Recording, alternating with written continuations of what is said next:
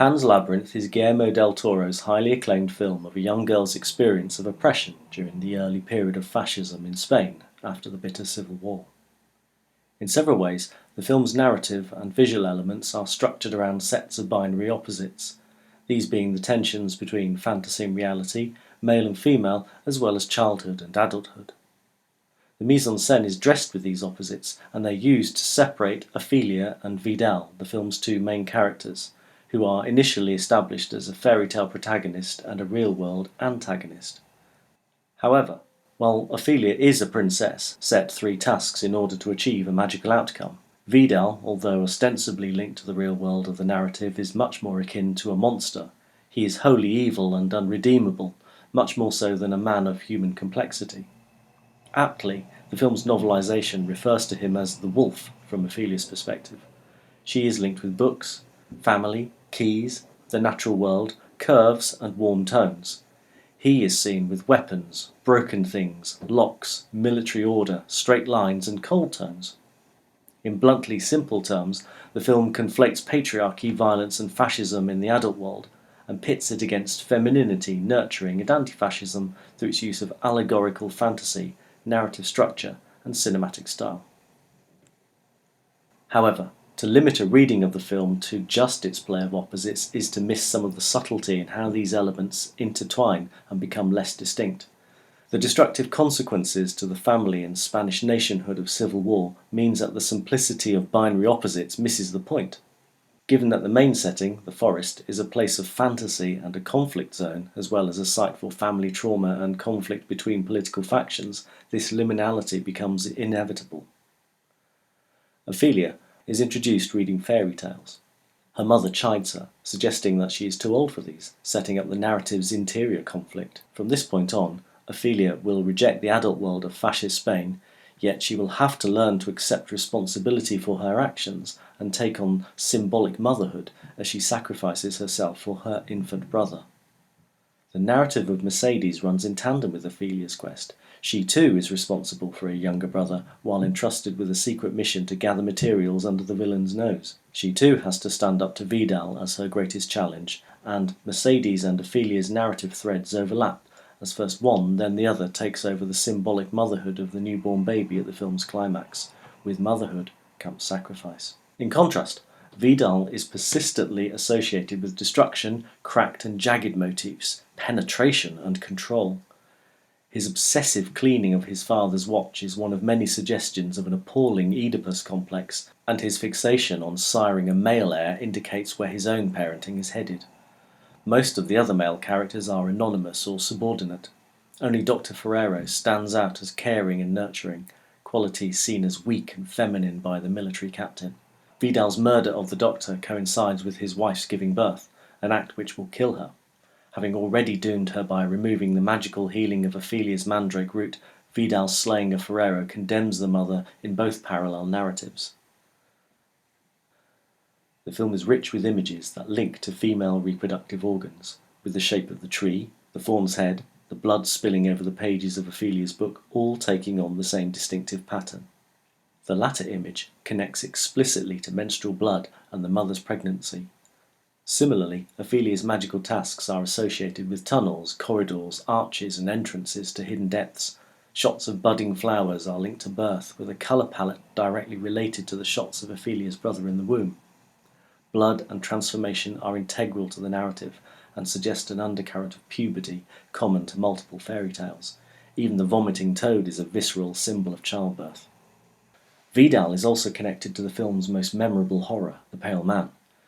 Evidently inspired by the Goya painting of Saturn devouring his children, the monster is also clearly coded with fascist imagery and the pile of shoes reminiscent of scenes from concentration camps. He is, of course, the stuff of children's nightmares as a conception that what is bad about a bad man is that he eats children.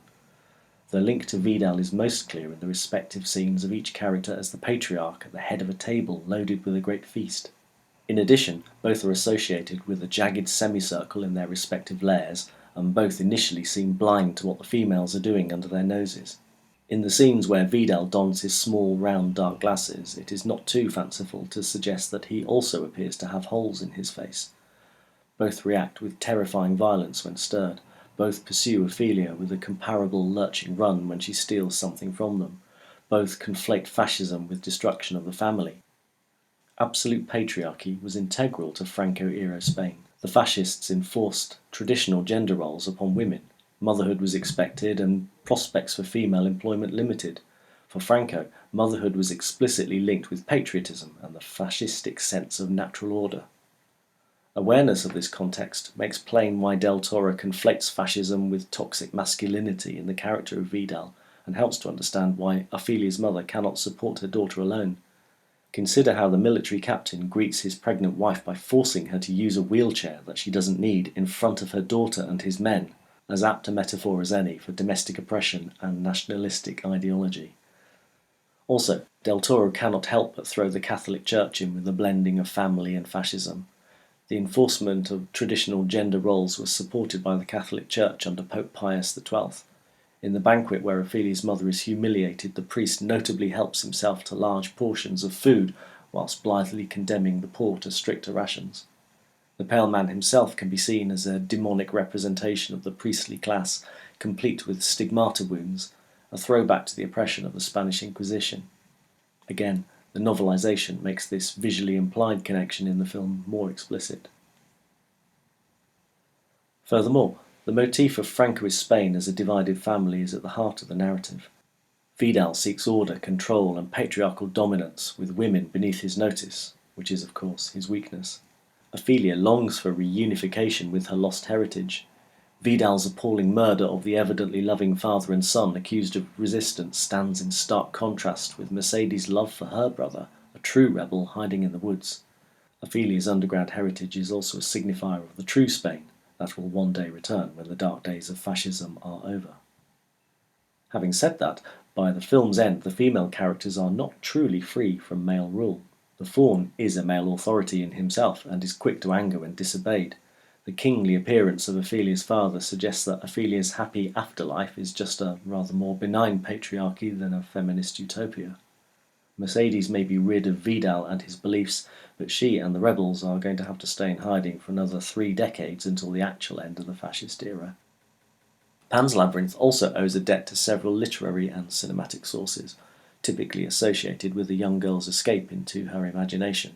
Ophelia is a fairy tale archetype on a quest in the woods like Little Red Riding Hood or Gretel without a Hansel, and also specifically related to distinct literary young girls, Alice in Wonderland and Dorothy from The Wizard of Oz. An explicit cinematic influence is the great 1973 film Spirit of the Beehive, a Franco-era narrative about a young girl who encounters the monsters of her imagination in the woods, while an uncommunicative family symbolises a nation that buries its secrets. While the earlier film by necessity keeps its point subtle, with Franco long gone before Pan's 2006 production, the later film can afford to be less coy while drawing on similar dynamics. Overall, while the visual and narrative elements of Pan's Labyrinth do often signify binary divisions, it is also concerned with the liminality between them. Ophelia shifts from childhood to adulthood, and the film also blurs distinctions between fantasy and reality. Does Ophelia actually use the magic chalk to escape Vidal? Where does the mandrake root come from if the faun is imaginary? The ending is ambiguous, of course, on a metaphysical level. Is Ophelia's afterlife real or a dying illusion? Given that there were decades of fascist oppression ahead from the time of the film's setting, there was little chance of a happy ending in 1944. The family is not wholly oppressed. Mercedes keeps her weapon hidden and her strength lies in being beneath Vidal's notice. Fairies transform. Ophelia is both fairy tale princess and tailor's daughter.